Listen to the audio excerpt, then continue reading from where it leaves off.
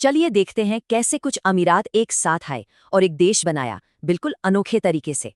ये सब शुरू हुआ 1968 में एक ऐलान से, जब ब्रिटेन ने स्वेज के पूरब से अपनी सेना हटाने का फैसला किया। इससे ट्रूसियल स्टेट्स में अचानक एक खालीपन आ गया, जो 1820 से ब्रिटिश संरक्षण में थे। अब सवाल ये था कि यहाँ के शासक इस बदलती दुनिया में अपना भविष्य कैसे सुरक्षित करेंगे। तब दो बड़े नेता आगे आए, अबू धाबी के शेख जायद और दुबई के शेख राशिद, एक संघ बनाने के विचार के साथ। मकसद था एक ऐसा नया देश बनाना जो इस पूरे इलाके में स्थिरता और खुशहाली लाए। पर करीब 2 साल के बातचीत के बाद बहरीन और कतर ने अलग आज़ाद रहने का फैसला किया। और बस यहीं से शुरू हुआ आज के यूएई बनने का सफ़र।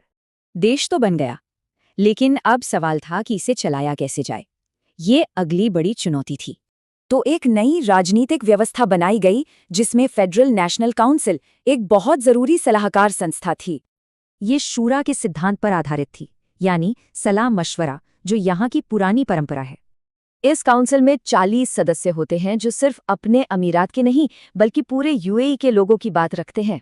सीटें सभी अमीरात में बंटी हैं और खास बात यह है कि अब आधे सदस्य जनता चुनती है।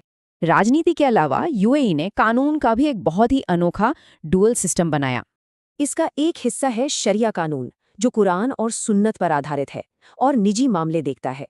तो एक तरफ शरिया कानून है निजी मामलों के लिए और दूसरी तरफ सिविल कानून है व्यापार के लिए। शरिया का एक अहम सिद्धांत है रिबा, यानी ब्याज पर रोक, जिसका फाइनेंस सेक्टर पर बड़ा असर है। तो असल जिंदगी में लोगों और बिजनेस के लिए ये सिस्टम कैसे काम करता है? इस तरह निजी और कारोबारी दोनों जिंदगी के लिए नियम एकदम साफ और तय हैं। परंपरा और मॉडर्न सोच का यही मेल यूएई की तरक्की का एक बड़ा राज रहा है। एक मुश्किल समय में बना ये देश अब अपने ही खास सिस्टम के साथ भविष्य की ओर देख रहा है।